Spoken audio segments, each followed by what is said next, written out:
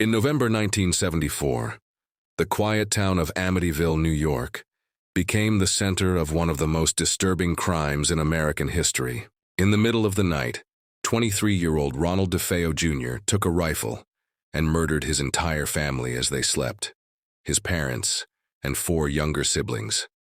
The gruesome killings shocked the community, but it was what happened next that cemented the legend of Amityville. Just over a year later, in December 1975, the Lutz family purchased the DeFeo home at 112 Ocean Avenue. It was a beautiful Dutch colonial house, offered at a bargain price because of its dark past. George and Kathy Lutz, along with their 3 children, moved in, hoping for a fresh start. What followed was a 28-day nightmare. The Lutzes reported terrifying paranormal activity, strange odors, swarms of flies in the dead of winter, cold spots that couldn't be explained, and walls that seemed to ooze green slime. George was plagued by violent mood swings, waking up every night at 3:15 a.m., the exact time of the DeFeo murders. Most terrifying of all were the apparitions. Kathy levitating from her bed, a demonic pig-like creature with glowing red eyes, and voices whispering, "Get out."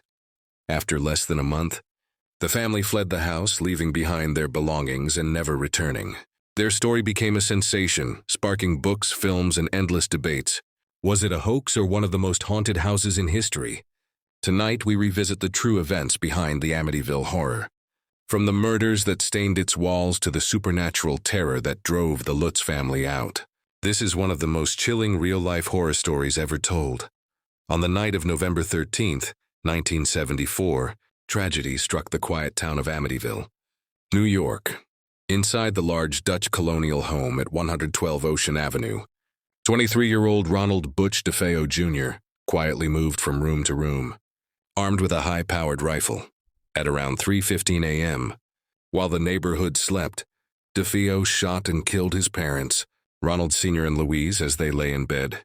Then, without hesitation, he continued through the house, murdering his 2 younger brothers, Mark and John, and his sisters, Dawn and Allison.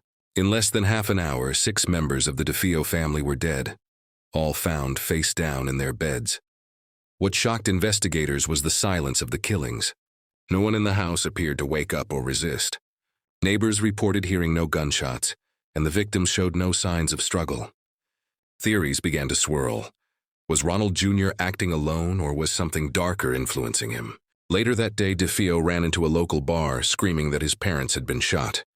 At first, he played the role of the grieving son, but after hours of questioning, his story unraveled. Eventually, he confessed, telling police, "Once I started, I just couldn't stop. It went so fast." The brutality of the crime left Amityville in shock. The once charming family home was now a crime scene soaked in tragedy. Few could have imagined that this horrific act would be only the beginning, that the house itself would soon gain a reputation as one of the most haunted places in America. The murders at 112 Ocean Avenue sent shockwaves through Amityville and beyond. The small, peaceful town was suddenly thrust into the national spotlight, its streets filled with news crews, curious onlookers, and investigators trying to make sense of the unthinkable crime. Inside the house, detectives examined the gruesome scene. Each of the 6 DeFeo family members was discovered lying face down, as if placed deliberately. No signs of forced entry, no indication that they had awakened, despite the thunderous blasts of a rifle fired only feet away. This mystery puzzled police. How could 6 people be killed in their sleep without a single one trying to escape? Ronald Butch DeFeo Jr., the only surviving member of the household, was quickly arrested. During questioning, his explanations shifted wildly. At first, he claimed a mob hitman had broken in. Later, he admitted he had done it himself, yet spoke of voices urging him to kill. The trial that followed was chilling. DeFeo's defense claimed insanity, insisting he was driven by an evil force beyond his control. Witnesses recalled his strange behavior, his violent outbursts, and his constant claims of hearing whispering voices in the house. The prosecution, however, painted him as a cold-blooded killer who wanted freedom from his strict father and sought the family's life insurance money. In November 1975, Ronald DeFeo Jr. was convicted of 6 counts of second-degree murder. He was sentenced to 6 consecutive life sentences. But the story did not end there. Though DeFeo was locked away, the house itself remained, standing silently on Ocean Avenue, its windows watching the world like unblinking eyes. And soon a new family would step inside, unaware of the horrors that waited for them. In December of 1975, just over a year after the DeFeo murders, the house at 112 Ocean Avenue was sold once again. The buyers were George and Kathy Lutz, along with Kathy's 3 children from a previous marriage. To many, the idea of moving into a house where 6 people had been slaughtered seemed unthinkable. But the Lutz family saw opportunity. The 3-story Dutch colonial, with its spacious rooms, swimming pool, and boathouse, was selling at a fraction of its market value. George and Kathy convinced themselves that the past was behind them. They would make this house their home.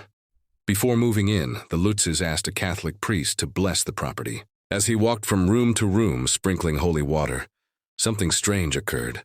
In one upstairs bedroom, the very room where the youngest DeFeo had been murdered, the priest claimed he heard a deep, commanding voice whisper 2 chilling words, "Get out." Shaken, the priest warned the Lutz family to avoid using that room. But George and Kathy, determined to start fresh, brushed off the incident. They moved in with Christmas fast approaching, filling the home with holiday cheer. But almost immediately, unsettling things began to happen.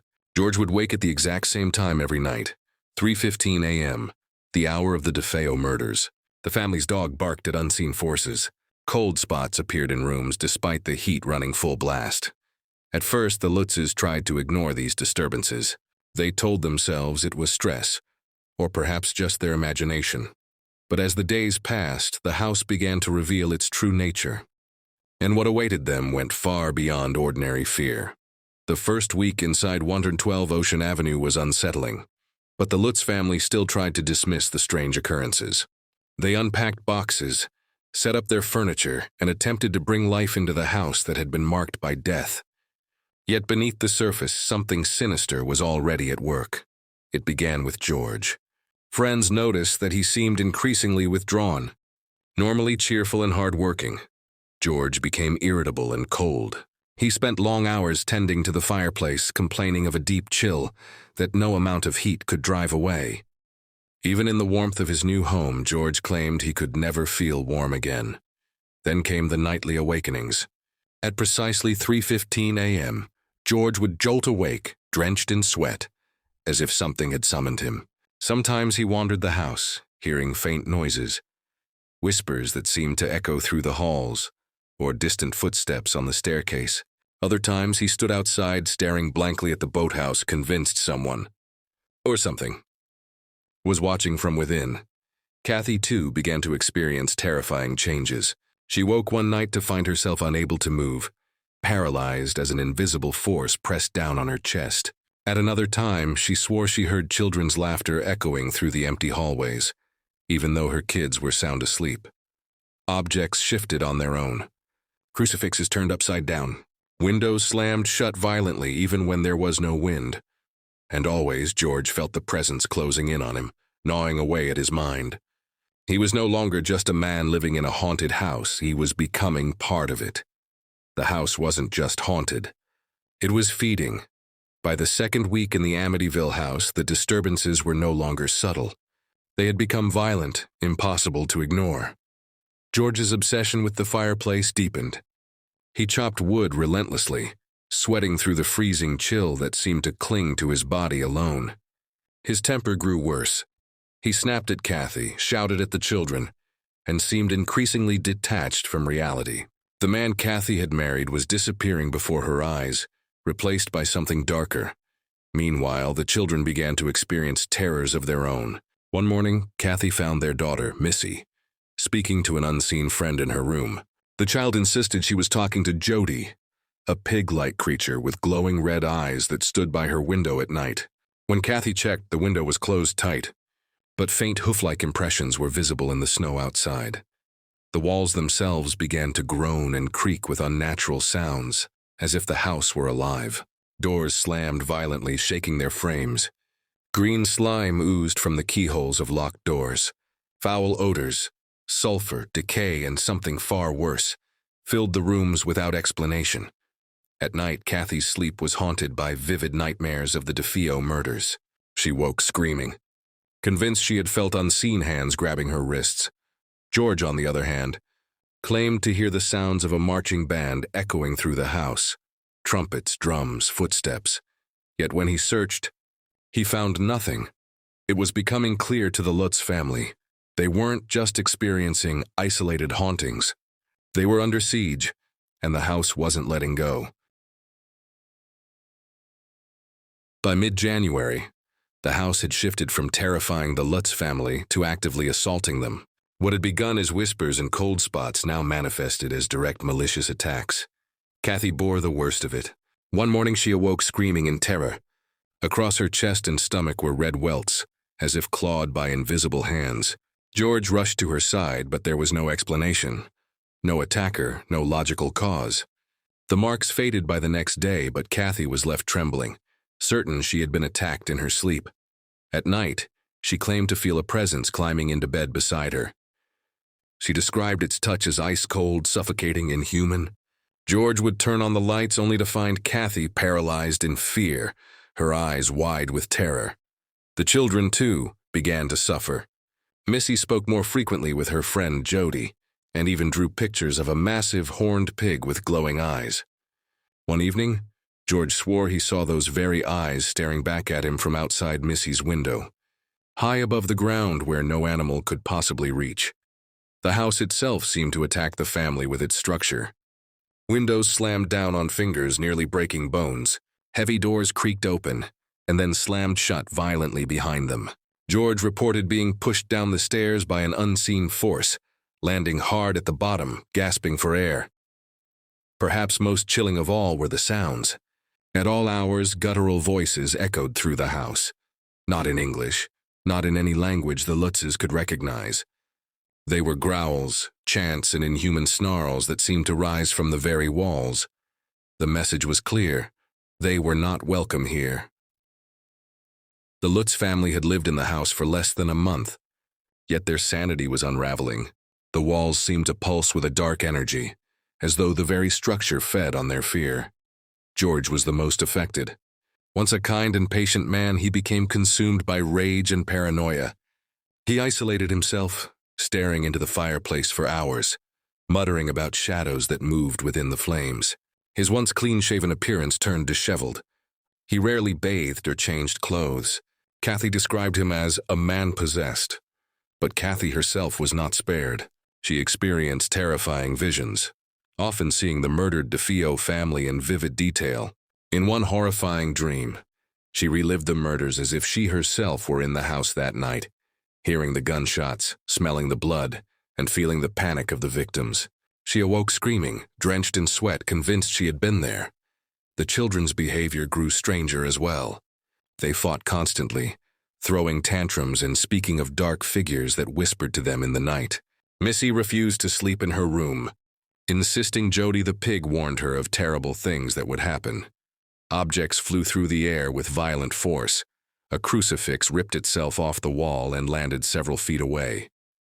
Heavy furniture shifted without explanation, leaving deep gouges in the wooden floors.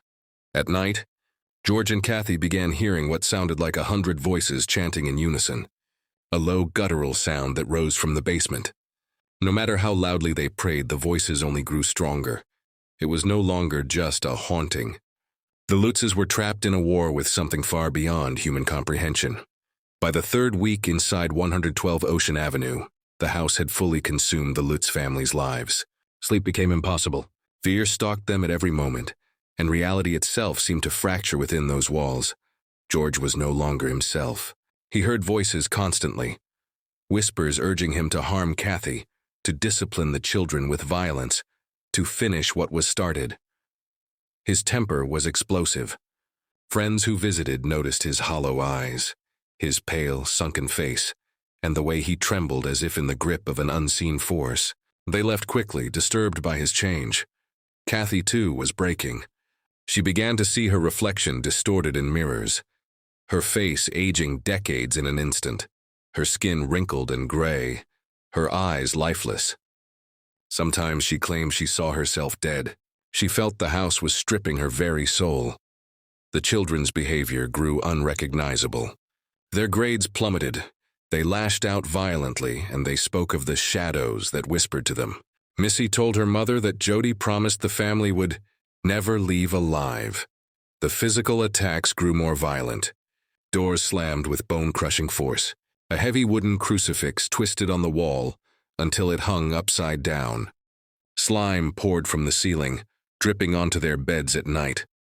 George and Kathy both reported waking up levitating above their mattress, paralyzed, as guttural voices filled the room. George swore that one night he saw a hooded figure standing over him, holding a rifle, the very weapon used in the DeFeo murders. The line between past and present had blurred. The house was no longer just haunted. It was alive, and it wanted blood. By the end of January 1976, the Amityville house had turned into a nightmare that no one could escape. The Lutz family was on the verge of collapse, mentally and physically exhausted by the relentless torment. The atmosphere inside the home was unbearable. Temperatures plummeted without reason. The stench of decay filled the air, and the sounds of guttural chanting echoed at all hours. It was as if the walls themselves were alive, pressing in on them with malevolent intent. George was barely recognizable. He rarely spoke except to bark orders at the children, his eyes wild and unblinking. Kathy feared what he was becoming. At times she wondered if he might turn on them. Then came the most violent night of all. The family awoke to the sound of deafening crashes. Furniture toppled over, doors slammed open and shut, and the walls seemed to shake as if in an earthquake. Kathy screamed as she saw her children's beds levitate inches above the floor. Missy cried out that Jody was angry, that the pig-like figure wanted them all dead. When George ran to her room, he froze in terror. Outside the window, hovering above the snow, were two glowing red eyes staring straight at him. Downstairs, a crucifix flew from the wall and landed at Kathy's feet, burning her skin when she tried to pick it up. Black slime oozed from the ceiling and dripped onto the family, coating their clothes and hair. In the chaos, George heard it again, a deep, guttural voice that thundered through the house. Get out. For the Lutz family, this was no longer just fear. It was survival. And they knew one thing for certain. They could not spend another night in that house. On the 28th day, the Lutz family had endured all they could. The Amityville house had consumed their peace, their sanity, and nearly their lives. That final night was the most terrifying of all, though George and Kathy would rarely speak of it in detail afterward, insisting the memories were too horrific. What is known is this: in the dead of night, the family was violently attacked. Doors splintered open. Shadows moved on their own. The children screamed as their beds shook violently. George later admitted he heard a chorus of voices urging him to kill, voices that drowned out every rational thought. Kathy claimed she was lifted from her bed and hurled across the room by unseen hands. It was in that chaos that the Lutzes made their choice. With no plan, no time to gather their belongings, they fled into the freezing January night. They left the lights on, the doors unlocked, and every possession behind. All that mattered was escape. They never returned. In the days that followed, investigators entered the house and found the family's belongings exactly as they had left them. Food on the counters, clothes in the closets, toys scattered on the floor. But no one could explain the strange odors, the cold spots, or the strange green slime that witnesses swore lingered even after the Lutzes were gone. The story spread quickly. Newspapers covered it. Paranormal investigators swarmed the house. Skeptics argued the Lutzes fabricated their ordeal for profit. Believers insisted no family would abandon everything they owned without reason. Whether truth, hoax, or something in between, the legend of the Amityville Horror was born. And to this day, the house on Ocean Avenue stands, its windows staring blankly, as if waiting for the next family who dares to call it home.